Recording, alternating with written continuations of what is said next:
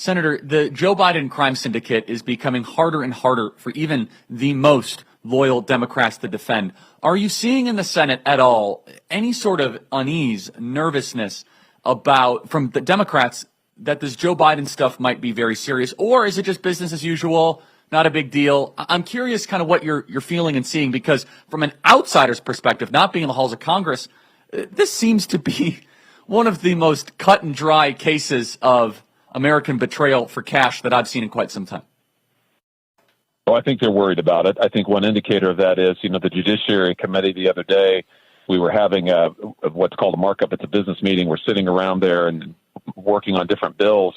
And at the end, Republican senators said, now let's talk about the latest revelations from the whistleblower and Joe Biden. Let's talk about the fact that a very credible source is alleging $5 million paid to then Vice President Biden from Burisma. Let's talk about the fact that a whistleblower, different one, is now alleging that the DOJ interfered with the investigation into Hunter Biden, total corruption. And you know what? Rather than just sit there and listen to Republicans talk, just talk, Charlie. You think, oh, what's the harm? Let the Republicans talk. No, the Democrats gavelled out the hearing. They didn't even want to sit there because there were cameras. And they're like, no, we're done.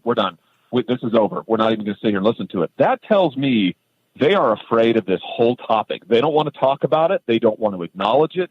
They know that the corporate media will never ask about it, so they're good so long as this doesn't actually take place in public, this discussion.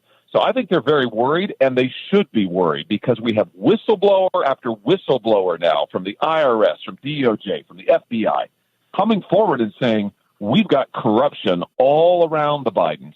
And I just go back to something they used to say about President Nixon. The American people deserve to know whether or not their president is a crook. And if I were Joe Biden, I would want to clear things up, but he sure doesn't seem to want to, Charlie, and that tells me a lot.